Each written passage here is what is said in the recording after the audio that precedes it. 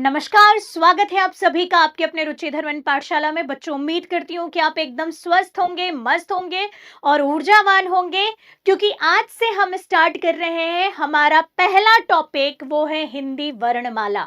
जी हाँ, बिल्कुल सुना आपने, वर्णमाला।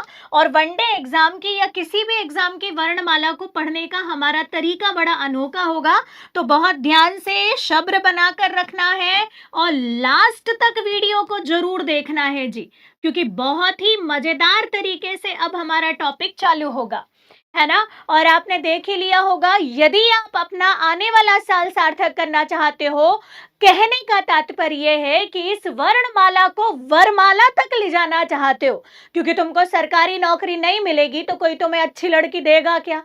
तुम भी बेरोजगारी के दर्द से पीड़ित हो ना। तो अगर अपना जीवन सार्थक करना चाहते हो तो बहुत ध्यान से पढ़ना, बोरियत नाम की कोई चीज नहीं आना चाहिए और मोटिवेशन के साथ पढ़ना है। मैं भी फुल टू मोटिवेशन के साथ पढ़ाऊंगी और मजे मजे से सारी चीजों को याद करेंगे और कहानी से पढ़ेंगे बहुत मजेदार तरीके से। तो स्टार्ट करें बेटा इसको, सेशन को। उम्मीद करती हूं कि कल तक में हमने जो सिलेबस देखा था वो आपने समझ लिया होगा। कॉपी पेन आपके सामने होगी, एक कोरी कॉपी में आपने उस सिलेबस को भी लिख लिया होगा। मान लू ना इतना कर लिया है, पक्की बात, कसम है आपको, लिख लेना, है ना। क्योंकि अगर आने वाला साल सार्थक करना है ना बेटा। चलिए, अब सबसे पहले हमारा बेसिक टॉपिक है वर्णमाला। जब भी हम हिंदी को पढ़ते हैं बेटा, तो हमारे जहन में आता है कि सबसे पहले वर्ण क्या है, उसी से चीजों को चालू करें। क्यों चालू करें? अगर आपको हिंदी की बेसिक इकाई नहीं पता वर्ण क्या है, तो कैसे आप यहाँ पर शब्द बनाएंगे, शब्द से वाक्य बनाएंगे, वाक्य से कुछ और चीज बनाएंगे। बस समझ में, कैसे आप हिंदी की किसी भी रूप को पढ़ पाएंगे यदि आपको वर्णों का ज्ञान नहीं है तो। और बहुत अच्छे से समझिएगा। अच्छा, मुझे ये बताओ, कभी आपने ये सोचा है कि ये हिंदी बनी कैसी होगी, शब्द कैसे आए, इतने फ्लुएंटली जो मैं बोल रही हूं या आप समझ रहे हो, ये पॉसिबल कैसे हुआ होगा, कैसे बनी होगी ये हिंदी, है ना। तो चलो बिल्कुल बेसिक से कहानी चालू करते हैं। जैसे उदाहरण के लिए समझना, मैं एक बिल्कुल अच्छी कहानी बता रही हूँ, भूल जाओ थोड़ी देर के लिए हम वर्णमाला पढ़ रहे हैं या क्या पढ़ रहे हैं, बिल्कुल भूल जाओ, है ना। बस हेडिंग लिख के रख दे रही हूँ, क्योंकि पढ़ तो वो ही रहे हैं। बहुत अच्छे से समझना। और आप भी देखो, पहली क्लास में मैं हिंदी चालू करती हूँ और तुरंत खत्म कर देते हैं हम उसको। बात समझ में? मतलब आज की क्लास में पूरी हिंदी का सुपड़ा साफ कर देते हैं। देखो कैसे, देखो, एक बात बताओ, अच्छा बिल्कुल बेसिक बात, पूरी दुनिया कैसे चलती है, मैं हर बार यही बताती हूँ और हर बार इसी तरीके से हम चालू करते हैं कि पूरी दुनिया कैसे चलती है। आधे से ज्यादा बोलेंगे मैडम पैसे से चलती है, नहीं भैया, बहुत अच्छी बात बताती हूँ। और दिमाग लगाना और सारी चीज में अप्लाई करना बेटा। पूरी दुनिया अगर किसी चीज से चलती है तो वो चलती है ऊर्जा से। अगर मैं बोल रही हूं, मेरे अंदर की ऊर्जा चली जाए, मेरा बोलना अब भी बंद हो जाएगा, टै। अगर आप यहाँ पर मोबाइल को देख रहे हो, मोबाइल की बैटरी डाउन हो जाए, मतलब उसकी ऊर्जा चली जाए, बंद। पृथ्वी घूम रही है, सूर्य प्रकाशवान है, इसके प्रकाश से चंद्रमा प्रकाशित हो रहा है, गुरुत्वाकर्षण है, बल है, ये क्या है? सब कुछ ऊर्जा है। बिना ऊर्जा के कुछ संभव है क्या? नहीं, है ना। तो वैसे ही वर्ण की भी जो उत्पत्ति होगी वो ऊर्जा से ही होगी, है ना। जब आप एक प्रकार की ऊर्जा को बोलते हो तो उससे, मतलब एक प्रकार की ऊर्जा की मदद से ही आप बोलते हो और उससे क्या निकलती है? ध्वनि निकलती है ना। तो बिना ऊर्जा के ध्वनि संभव है क्या? इसको ऐसे और समझो। चलो अच्छा, एक बात बताओ, आप और मैं अगर इस दुनिया में आए हैं तो इस दुनिया में आने के पीछे भी कारण क्या है? ऊर्जा ही है ना। कि आप सभी जानते हैं, आप साइंस के स्टूडेंट हैं, कि माता और पिता का यहाँ पर मिलन होता है, ऊर्जा आई, एक ऊर्जा उत्पन्न हुई और उससे हम और आपका जन्म हुआ। माता श्री ने 9 महीने आपको गर्भ में पाला और तत्पश्चात आपकी उत्पत्ति हुई। जैसे ही आप पैदा हुए, मेरे को बताओ, पैदा होते से ही तुमने क्या बोला कि माता जी एक गिलास पानी दे दो, प्यास लगी है, बहुत मुश्किल से पैदा हुआ हूं? नहीं, पैदा होते से ही क्या बोला, बताओ तो। कि बिल्कुल मैडम कि वर्णमाला पढ़ना है, मेरे को सब इंस्पेक्टर बनना है, मेरे को ये बनना है, मैं पैदा होते से ही अनाराम बोलने लगा। ऐसा कोई है तो बता देना भैया। नहीं बोला ना। पैदा होते से ही आपने रोया, और बेटा जब आपने रोया तो उस रोने को कोई समझ पाया क्या? कोई समझ पाया क्या? नहीं समझ पाया, है ना? अभी तक इसमें रिसर्च चल रही है, शोध चल रही है। कई लोगों ने बोला कि भैया कलयुग में आ गया, और यहाँ पर कहाँ आ गया मैं, इसलिए कोहम कोहम बोल रहा है ना? साइंस वाले बोले कि माता के गर्भ का एटमॉस्फेयर और एटमॉस्फेरिक एटमॉस्फेयर जो है वो अलग अलग है, इसीलिए शिशु रो रहा है, ड्यू टू एटमॉस्फेरिक चेंजेस, है ना? उसके साथ वो समायोजन बैठा रहा है, जिसके कारण वो रोना चालू कर रहा है, और रोना अच्छी भी निशानी है। तो जिसको जैसे समझ में आया उसने बोला। पापा ने बोला कि बेटा इतनी मशक्कत के बाद बाहर आया है, शायद उसे भूख लगी होगी, तो इसे माता का दूध पिलाइए। तो जिसको जैसा समझ में आया, नहीं उसने मतलब उसका अर्थ कोई नहीं निकल पाया। क्यों? क्योंकि वो जस्ट एक ध्वनि थी, साउंड था। तो इसी ऊर्जा से क्या बनी बेटा? ध्वनि बनी। लेकिन अब बच्चा धीरे धीरे धीरे धीरे बड़ा होता है। देखना अब भी कैसे पूरी हिंदी खत्म होती है, बिल्कुल समा बांधे रखो। बच्चा धीरे धीरे बड़ा होता है, और जैसे ही बड़ा होता है, 1, 2, 3 साल के आसपास आता है। बच्चियां पहले ज्यादा जल्दी बोलना सीख जाती हैं, अगर आपने देखा होगा। 1, 1.5 साल मतलब आप 9 महीना के आसपास आता है, और बच्चा क्या करने लगता है? मा मा मा मा पा पा पा फा फा। अच्छा, कभी देखा है बच्चे ने डायरेक्ट बोला श, य, र, ल, व, छ, त्र, ज्ञ? कमेंट करके मेरे को बताओ कि बच्चा या तो पा बोलता है, या फ बोलता है, या ब बोलता है, या म बोलता है। और ये हमारी हिंदी वर्णमाला में हम आगे जरूर पढ़ेंगे, वर्णमाला में, कि क्यों बच्चा पा फ ब भ म बोलता है। यहां से जो शब्द उच्चारित होते हैं या वर्ण उच्चारित होते हैं, वही बोलता है। तो सबसे पहले देखना, बच्चा अपनी तोतली जुबान में क्या बोलता है? पा पा पा पा फ फ फ फ, ऐसा कुछ बोलता है। तो माँ बड़ी खुश कि माँ माँ माँ बोल रहा है। बच्चे ने पहला लफ्ज में अपनी जुबान से माँ निकाला। नहीं निकाला बेटा, ओष्ठ वर्ण थे, बोलने में आसान थे, कठिनाई नहीं जाती उनको बोलने में, इसीलिए उसने प बोला। नहीं बोलता तो वो म बोलता, नहीं तो वो फ बोलता, है ना? अदरवाइज बच्चा क्या बोलता है? प प प प म। वीडियो रिकॉर्ड करती है, और पता है तुमको, बच्चे ने पहली बार जो वर्ड बोला वो पप्पा बोला। पप्पा वप्पा कुछ नहीं बोला, वो उसका सामाजिकरण हो रहा है। वो धीरे धीरे भाषा को क्या कर रहा है? अंगीकृत कर रहा है या सीख रहा है। और उसकी सबसे सरल इकाई के रूप में ओष्ठ वर्ण आते हैं। बात समझ में आई बेटा?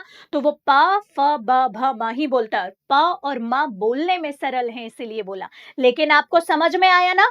तो यही अब डेफिनेशन बनेगी। देखो कैसे कि बच्चा जब तक रो रहा था या कुछ भी ऊट पटांग बोल रहा था, वो जस्ट एक साउंड था, बस एक ध्वनि थी, क्योंकि वो आपके पल्ले नहीं पड़ रही थी, समझ नहीं आ रही थी। लेकिन यही ध्वनि जब बच्चा किसी सार्थक रूप में बोलने लगा, तो आप बोलने लगे इसने पापा बोला, इसने मम्मी बोला। तो याद रखना, यही चीज क्या कहलाएगी? अक्षर। तो क्या कहा मैंने? अक्षर। अब एक बात मुझे बताओ कि क्या बच्चे ने इससे छोटा कुछ बोला? इससे छोटा कुछ बोला क्या इसके पहले? नहीं ना। अगर इससे छोटा कुछ बोलता तो आपको समझ में आता, और आप अब समझ में आने लगा प फ ब भ ऐसा कुछ, तो आपने बोल दिया फटाक से क्या? अरे सुनती हो, इसने पप्पा बोला पहला वर्ड, और बड़े अच्छे से वीडियो रिकॉर्ड करते हो कि देखो पहला वर्ड मेरे बच्चे के द्वारा बोला गया माँ। पा नहीं बोला गया, अब भी बताया, ओष्ठ वर्ण है, बोलने में आसान है, इसीलिए आपको भ्रम लगा। बच्चे का सामाजिकरण हो रहा था, वो भाषा को जान रहा था जी। ठीक है, अब ध्यान दीजिएगा, बच्चे ने इससे छोटा कुछ भी नहीं बोला। बोला क्या? नहीं। तो ध्यान देना, मुख से निकली जो ध्वनि है उसे क्या कहते हैं? अक्षर कहते हैं। लेकिन बच्चा अभी बोल रहा है, लिख नहीं रहा है, वो लिखना नहीं जानता है। तो आप क्या बोलेंगे कि मुख से निकली ध्वनि क्या कहलाती है? अक्षर। और यही मौखिक भाषा की सबसे छोटी इकाई होती है। इससे छोटा बच्चे ने कुछ भी नहीं बोला। मौखिक भाषा की सबसे छोटी इकाई, सबसे छोटी इकाई है। अब बच्चा थोड़ा बड़ा होता है, ठीक है? बच्चा बड़ा होता है, मम्मी उसको बचपन में क्या करती हैं, पापा की जेब से निकाल कर पेन दे देती हैं। ख़ैर आजकल माताओं के पास भी खुद का बोलना चाहिए, पढ़ी लिखी हैं तो पेन, अपनी कॉपी, पुस्तक, कलम सब होती है। तो अब ध्यान देना यहाँ पर कि बच्चा थोड़ा-थोड़ा अब धीरे-धीरे बड़ा हो रहा है ना? अब मम्मी उसको कॉपी पुस्तक लेकर बैठा रही है और बोल रही है बेटा ऐसा लिख, है ना? और बच्चे को अगर गलती से पेन मिल जाता है, तो वो पूरी दीवार पर देखना क्या करता है, ऐसा-ऐसा करता है, यूं यूं यूं यूं यूं यूं यूं यूं, ऐसा ऐसा करता है। नहीं करता तो आधे से ज्यादा बच्चे क्या करते हैं, ऐसा ऐसा ऐसा ऐसा ऐसा ऐसा ऐसा ऐसा इतना करते हैं, पूरी कॉपी फाड़ के चिथड़ा बिथड़ा फेंक देते हैं, है ना? और भैया अगर इसके अलावा तुम्हारे घर में देख लेना, छोटे मोटे बच्चे हो तो अगर कोई बच्चा ऐसा ऐसा कर रहा है और फिर उसके बाद गोला गोला भी बना रहा है, तो वो नॉर्मल बच्चों में से थोड़ा उज्जड़ बच्चा होगा। हाँ, साइकोलॉजी है भैया, बाल मनोविज्ञान भी पढ़ा रही हूँ साथ साथ में, कारण बाद में बताएंगे, टाइम रहा तो अभी नहीं। वास्तव में बच्चा भाषा को समझ रहा है, अब धीरे-धीरे उसका सामाजिकरण हो रहा है। अब बच्चा जो है बेटा, वो लिपि की ओर जा रहा है। बहुत सही समझा। किसकी ओर जा रहा है? लिपि की ओर जा रहा है। और बचपन की वो कहानी याद है आपको? एकदम से जो बच्चा है, एक बात बताओ मुझे कि क्या कोई बच्चा डायरेक्ट पेन से लिखना चालू हो जाता है? नहीं, बच्चा डायरेक्ट पेन से लिखना चालू नहीं होता है। डायरेक्ट बच्चा पेन से नहीं लिखना चालू होता। आप उसको पहले क्या देते हो? पेंसिल देते हो, या बचपन में वो स्लेट बत्ती से अपन लिखते थे, स्लेट और बत्ती के माध्यम से लिखते थे। क्यों? कारण समझो। ध्यान दो, पूरे 1 साल तक बच्चा देखना क्या करता है? गोले बनाता है बस। मैडम जी उसको पूरे गोले बनाना सिखाती है, बेटा 1 साल तक पूरे तेरे को क्या करना है, गोल गोले बनाना है। पूरी एक कॉपी भर के बच्चा क्या करता है, गोले बनाना सीखता है, और आज तक गोल गोले नहीं बनाना सीखा और गोल गोले बनाते नहीं आएंगे तो बताऊंगी आगे क्या होगा, आपकी राइटिंग खराब होगी, है ना? कारण सहित बताऊंगी। फिर उसके बाद ये गोल गोले के बाद में मैडम उसको बोलती है बेटा ऐसे सीधी लाइन खींचो, तो बच्चा पूरे पेज भर के ऐसे सीधी लाइन खींचता है, जो आज तक खींचते नहीं आई तुमको, थोड़ा बहुत ठीक ठाक बना ले रही हूँ मैं। फिर बच्चा पूरी कॉपी में ऐसी खड़ी लाइन सीखता है, यूं यूं यूं, ऐसा खड़ी पाई बनाता है। फिर ऐसी तिरछी पाई बनाता है, ऐसे ऐसे, फिर ऐसा बनाता है। पूरे 1 डेढ़ साल तक यही खड़ी पाई, आड़ी पाई, सिरो रेखा, तिरछी पाई, गोला, डब्बा, स्क्वायर, यही बनाते हो तुम, है ना? और इसके पहले भी पता है क्या किया जाता है? जब आपने देखा होगा प्ले स्कूल, जब बच्चा आप पहली बार भेजते हो, तो ये भी नहीं सिखाया जाता। उसके पहले बच्चे को चीजें खोलना, तोड़ना, मरोड़ना, जोड़ना, जिगसॉ मेथड सिखाई जाती है। क्यों? क्यों सिखाई जाती है जिगसॉ मेथड? उसके पीछे रीजन है, बच्चों का हाथ, उसकी कलाई क्या हो, मजबूत हो, ताकि वो पेन पकड़ने के कैपेबल बने, वो लिपि को लिख पाए, समझ पाए बेटा।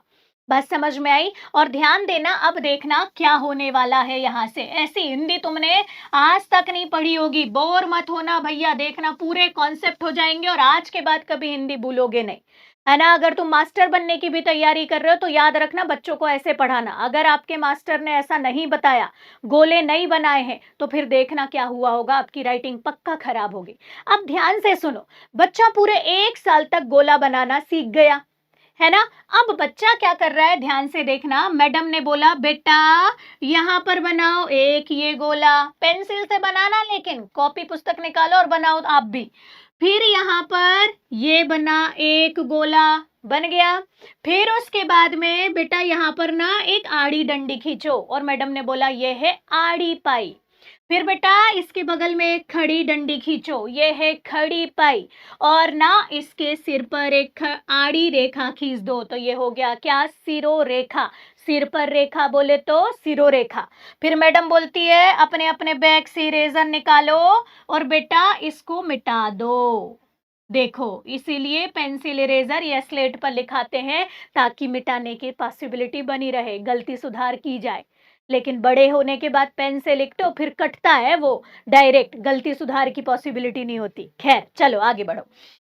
तो मैडम ने जैसे ही ये लिखा या दिखा तो बच्चे को पहली बार बोला, बेटा अब इसको बोलना क्या, बोलो जल्दी, घर पे बैठे बैठो, क्या बन गया ये, इसको बोलेंगे क्या, अरे हट गधे, इसको बोलेंगे आ नहीं बोलेंगे, आपने घर पे बैठे बैठे क्या बोला, आ, गलत, क्या बोलेंगे, अ। ठीक है, और पहली बार आपके दिमाग में कुछ आया कि इसका प्रोनाउंसिएशन क्या होता है, अ, और इसको लिखा जाता है ऐसे। ये थी बेटा लिपि, ये था पहली बार सीखा गया आपके द्वारा प्रतीक चिन्ह। तो मौखिक भाषा को लिखने के लिए तुमने जिसे अपनाया, क्या इसे ही लिपि कहा जाता है? पहली बार इससे आपको आपकी मैडम ने दर्शन कराया था। फिर उसके बाद मैडम ने वही बोला, क्या बोला कि ये एक गोला बनाओ, ये एक गोला बनाओ, ये आड़ी पाई, ये खड़ी पाई, ये सिर पर रेखा, और ना बेटा इसके बगल में एक और खड़ी रेखा खींच दो।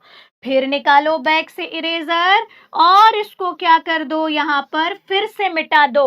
अब बोलो ये क्या बना, बोलो घर पे बैठे बैठे क्या बना, वेरी गुड, अभी बोलो आ। अब इसको आ बोल दोगे ना तो पक्का मालवा वाला, छोटा बड़ा गलत करते हो, छोटी बड़ी गलत करते हो, क्योंकि बोलोगे गलत तो मात्रा गलत लगाओगे, है ना। अब ये आ इससे दुगना बोला, क्यों बोला, क्योंकि इसमें एक मात्रा लग गई। तो अब ये क्या बना, आ। इस प्रकार आपका क्या हुआ बेटा, यहां पर ऐसे मात्राएं बनी और आपकी लिपि का गठन हुआ। सेम वैसे ही आपने ई बनाया, जैसे मैडम ने बोला बेटा ये एक गोला, ये एक गोला, ये तिरछी पाई, ये छोटी सी पाई, ये सर पर रेखा। फिर निकालो इरेजर, एक बार क्या करो यहां से मिटाओ इसको, एक बार यहां से मिटाओ, और यहां पर छोटा सा गोलाकार ये लिख दो। तो अब ये दिखेगा तो इसको क्या बोलोगे, बोलो जल्दी, बोलो, वेरी गुड, ई, हट, ई नहीं, ई, क्या बोलोगे, ई, है ना, कम टाइम लगा। और अगर इसको फिर ऐसा कर दिया तो ये बन गया क्या, ई, बोलने में दुगना समय। तो इसको क्या बोला आपने, ई, और छोटा ई को ई बोला। तो इन दोनों के बोलने में भी एक मात्रा और दो मात्रा का समय, मतलब दुगना समय लगा। और बेटा ऐसे करके पूरी वर्णमाला आपकी क्या हो गई, तैयार हो गई, ऐसे बनी थी। तो अभी मैंने क्या बोला कि जब आप बोल रहे थे और सिंपल मुख से ध्वनि निकल रही थी तो आपने उसको अक्षर बोला, और इससे छोटा कुछ बोला क्या, नहीं बोला। लेकिन अगर यही अक्षर को आपने बाद में क्या कर दिया, लिख दिया, बस समझ में आई। जैसे ही इस अक्षर को आपने लिखा तो ये अक्षर कहलाएगा क्या, वर्ण। क्या कहलाएगा, वर्ण। इस प्रकार आपका यहां पर क्या बना बेटा, अक्षर ही क्या बन गया, वर्ण बन गया। कब बना, जब आपने इसको लिख लिया। अब मुझे एक बात बताओ, क्या आपने इससे छोटा कुछ लिख पाए, क्या इससे छोटा कुछ लिखा, नहीं लिखा। इसीलिए यहां पर एक और चीज याद रखना कि मौखिक भाषा की तो सबसे छोटी इकाई क्या है, अक्षर, लेकिन लिखित भाषा की सबसे छोटी इकाई क्या बनेगी, वर्ण बनेगी। लिखित भाषा की सबसे छोटी इकाई क्या बनेगी बेटा, वर्ण बनेगी। प्रश्न आता है कि मौखिक भाषा की निम्नलिखित में से सबसे छोटी इकाई कौन सी है, तो आप क्या लिखोगे, अक्षर। वर्ण क्या है, लिखित भाषा की सबसे छोटी इकाई है। बस समझ में आई। और ऐसे करके आपने एक एक करके पूरे वर्ण बना लिए। कितने वर्ण हैं, कैसे लिखे जाते हैं, ये सारी कहानी आगे पढ़ेंगे, है ना। तो मैडम इतना तो समझ में आ गया इस वर्ण में से कि वर्ण क्या है, क्या आपको समझ में आया, पक्का। तो ध्यान दीजिए, मैडम ने कहां से चालू करा कि जो भी पूरी पृथ्वी है, समस्त पृथ्वी या समस्त ब्रह्मांड है, वो ऊर्जा की मदद से चलता है। और हम भी किसी भी भाषा को बोलने के लिए, किसी भी भाषा, दुनिया की कोई भी भाषा हो, बिना ऊर्जा के नहीं बोली जा सकती, है ना। लेकिन ऊर्जा, अगर आप सिर्फ चिल्ला रहे हो आ ई ऊ ऐसा, या उससे कुछ वर्ड नहीं निकल रहा सार्थक, तो वो सिर्फ एक ध्वनि है या एक साउंड है, या एक शोर है कभी कभी, है ना, अगर वो 80 टू 85 डीबी से अधिक है ना। लेकिन खैर वो साइंस का तुम अलग देखने ला। लेकिन यही ध्वनि जब आप सिस्टमैटिक वे में बोल दो, सार्थक हो जाए, एक पर्टिकुलर उसको लिखने का तरीका भी डेवलप हो जाए और बोलने का भी, तो जब आप इसे बोलोगे तो वो क्या कहलाएगी? अक्षर। और इससे छोटा उस बच्चे ने कुछ बोला था क्या? नहीं बोला। तो मौखिक भाषा की ये क्या होगी? सबसे छोटी इकाई। फिर उसके बाद आपने क्या बोला? वर्ण। तो वर्ण लिखित भाषा की सबसे छोटी इकाई होगी। और यहां तक हमारी कहानी पहुंच गई कि हमने वर्ण बना लिया। अभी आगे की कहानी और चलते जाएगी। तो अभी हमको वर्णमाला समझना है। तो इतना तो आपको समझ में आया होगा कि वर्ण क्या है। वर्ण क्या है समझ में आया कि जब आप अक्षर को लिखित रूप में क्या कर देते हो? रिप्रेजेंट कर देते हो, या मुख से निकली ध्वनि को जब आप लिख दो, तो यही चीज क्या कहलाती है? वर्ण कहलाती है, जो आपने अब भी देखा और कैसे बोला इसको ये भी देखा। तो अक्षर और वर्ण क्लियर समझ में आए, है ना? बोलना भी बताया मैंने। अब ध्यान दीजिएगा, इसी से बनेगी क्या? वर्णमाला। तो अब इसको समझना बहुत ध्यान से। अब मैडम मेरे को इतना तो समझ में आ गया कि ये वर्ण है और आपने बोलना बता दिया, तो मैडम कहती है फिर एक कहानी सुनो। अब आपने देखा कि ये वर्णमाला देखो कैसे वरमाला बन रही है, तो वर्णमाला की तिक से ही तुम पढ़ो, है ना? ध्यान दीजिएगा। अच्छा एक बात बताओ, जो आप सरकारी जॉब में भर्ती लोगे और उसके बाद बढ़िया यहां से एसआई वैसाई बन के निकलोगे और सरकारी जॉब तुम्हारे पास में आ जाएगी, तो ऑब्वियस सी बात है शादी वादी होगी, तो उसके लिए वो जो वरमाला लेकर आओगे वो कैसे बनी होगी? या उसको फूल माला बोल देती हूँ, कैसे बनती है वो? है मैडम फूल पोए और बन गई? नहीं, पूरी प्रोसेस क्या है बेटा? माली खेतों से क्या करके लेकर आता होगा? फूल।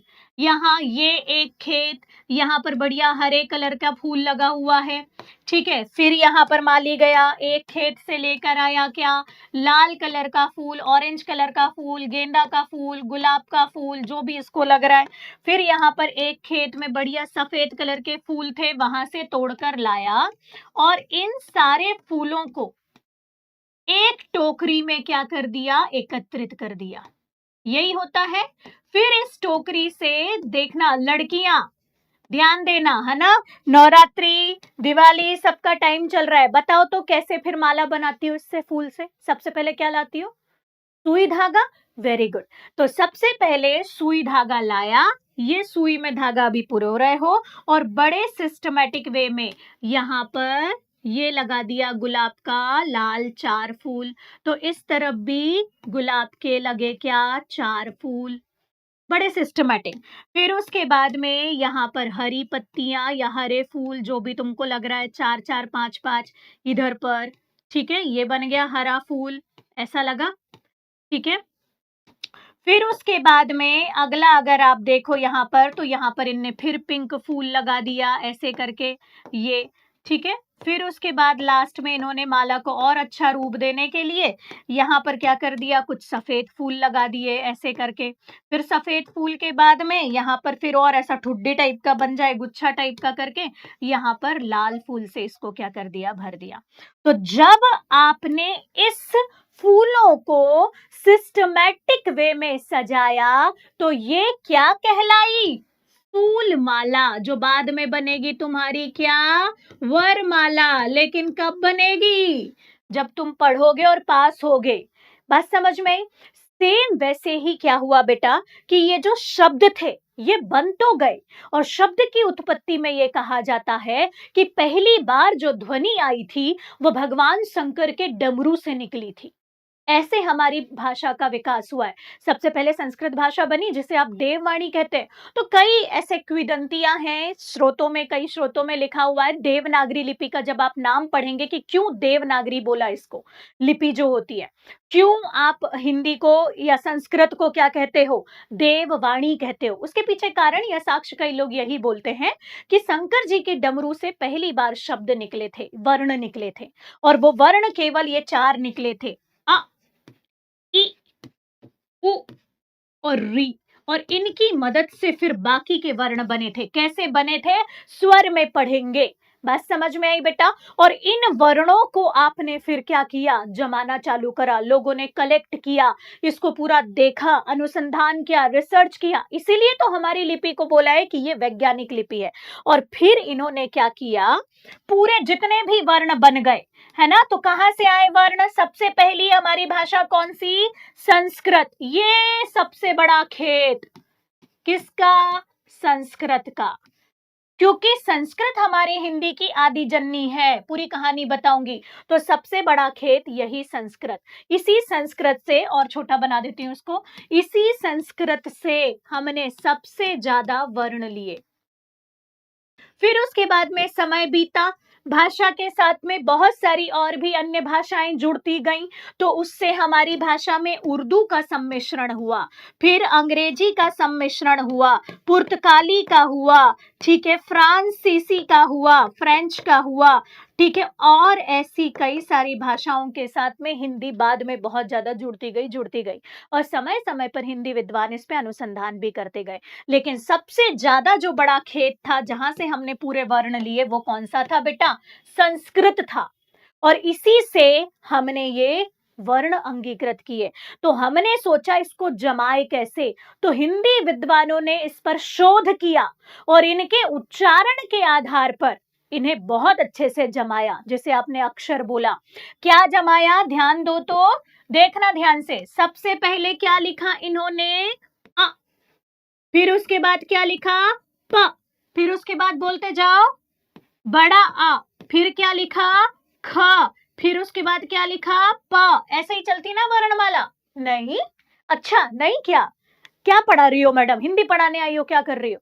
बिल्कुल सही, ऐसी नहीं चलती। दुनिया के किसी भी कोने पे जाओ और उसको बोलो हिंदी वर्णमाला दे दे, तो वो ऐसे ही देगा कि सबसे पहले उस पे लिखा होगा अ, फिर उसके बगल में ही लिखा होगा आ।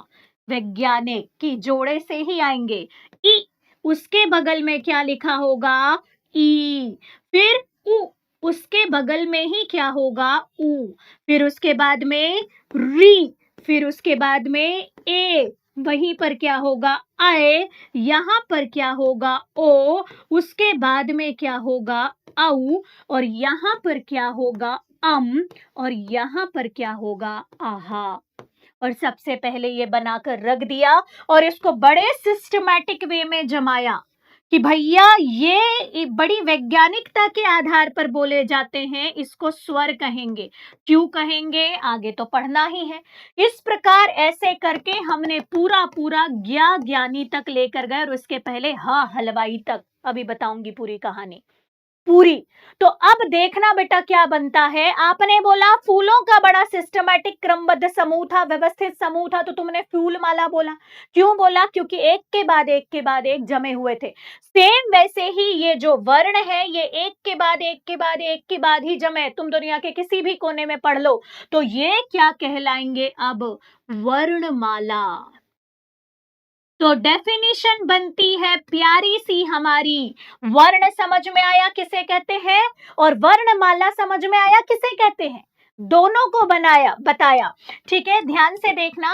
अब डेफिनेशन बनके बड़ी अच्छी सी तैयार होती है और आज ही ये वर्णमाला याद करना है। फिर वर्णमाला का वर्गीकरण अगले लेक्चर में पढ़ेंगे।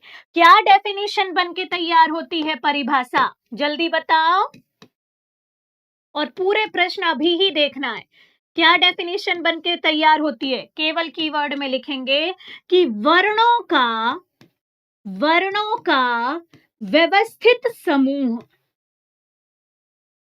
व्यवस्थित, या फिर इसी को बोल सकते हो क्रमबद्ध स्वरूप। क्रमबद्ध स्वरूप वर्णमाला कहलाता है। स्वरूप वर्णमाला है। अब होता क्या है, ये जो जितने भी वर्ण थे ना बेटा, इन वर्णों को ऐसे एकाएक एकत्रित हो गए होंगे क्या? मैंने आपको बताया कि हिंदी विद्वानों ने समय समय पर इसे रिसर्च किया, अनुसंधान किया। लेकिन जब हमको स्वतंत्रता प्राप्ति हो गई, या स्वतंत्रता प्राप्ति के पूर्व भी ऐसे कई लोग थे जिन्होंने हिंदी के वर्णों पर क्या किया? रिसर्च किया, हिंदी भाषा के लिए कार्य किया, संरक्षित किया। उनमें से स्वतंत्रता प्राप्ति के बाद में सबसे इंपॉर्टेंट एक नाम आता है। वो आता है वैज्ञानिकी तकनीकी, यहां लिखती हूं इसको, क्या नाम आता है, ध्यान देना बेटा, वैज्ञानिकी तकनीकी शब्दावली आयोग। और इसका जो गठन है, इस आयोग का जो सबसे ऑथेंटिक रूप से, ऐसे कई सारे आयोग हैं, हिंदी के लिए कार्य करता है, 1961 में हुआ। इसका मुख्यालय नई दिल्ली में है, नई दिल्ली। इसने कहा कि हिंदी वर्णमाला में कुल कितने वर्ण हैं, 52। कितने वर्ण हैं, 52। इन 52 वर्णों को 3 भागों में वर्गीकृत किया गया है, स्वर, व्यंजन, मुख्यतः 2, ध्वनि के आधार पर, अभी पूरी कहानी आगे आएगी, और एक और तीसरा रूप है क्या, अयोगवाह, जो बहुत बाद में क्या हुआ था, 2006 के आसपास इसका पंडित किशोरी लाल वाजपेयी ने गठन किया था और अलग किया था, है ना। पूरी कहानी हम आगे पढ़ेंगे, अभी इतना समझो। तो वर्णमाला की डेफिनेशन क्या बनती है, वर्णों का व्यवस्थित या क्रमबद्ध स्वरूप क्या कहलाता है, वर्णमाला। वर्णमाला में कुल कितने वर्ण हैं या अक्षर है, 52, है ना। इन 52 वर्णों में से जो अभी बताया, कुछ स्वर है, कुछ व्यंजन है। और अब भी मेरे साथ साथ ये 52 वर्ण याद करो फटाफट। चलो चालू हो जाओ, जैसा मैंने लिखा है वैसा पेन कॉपी लेके। सबसे पहले ये क्या है, अ, और बोलना भी ऐसे ही है। फिर क्या है, आ, बोलना मेरे साथ साथ और लिखना भी। ये क्या है, ई। ये क्या है, ई। ये क्या है, उ। ये क्या है, उ। ये फिर उसके बाद क्या आएगा, री। फिर क्या आएगा, ए। फिर आए, फिर ओ, और फिर यहां पर औ। देन उसके बाद यहां पर इन दो को अलग से लिख लो, और आहा। ठीक, अभी इसको ऐसा कुछ गोला बना लेना, बताती हूं क्यों, और एक एक लाइन छोड़कर लिखना अपनी कॉपी में। ऐसा बना के रख लो बस, और एक एक लाइन छोड़ के लिखना। आगे लिखो, आगे फिर चालू करो, पूरे 52 तक ले जाएंगे, ठीक है। क, ख, ग, घ, इसको क्या बोलेंगे, अंग, ठीक है। उसके बाद च, छ, ज, झ, इया। फिर ट, ठ, ड, ढ, अणा। अब यहीं पर लिख लेना इसको, ड और ढ को लिख के रख लो बस। सारी चीज आगे आने वाले लेक्चर में एक एक इनको पढ़ेंगे। फिर त, थ, द, ध, न। नेक्स्ट प, फ, ब, भ, म। ठीक, उसके बाद यहां पर थोड़ा सा और आगे, इसको इधर कर देती हूँ, 2 मिनट रुको, फिर आगे कहानी चलेगी, इसको यहीं लिखना, ठीक है। य, र, ल, व, श, श, स, ह, है ना। और ह पे फिर एक गोला लगाना और लिख लेना।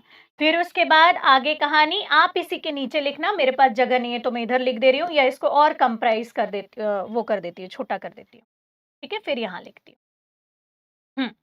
फिर उसके बाद यहाँ पर लिखना छ, त्र, ज्ञ और श्र, ठीक है। इस प्रकार पूरी हिंदी वर्णमाला में कुल कितने वर्ण हैं, 52 वर्ण हैं।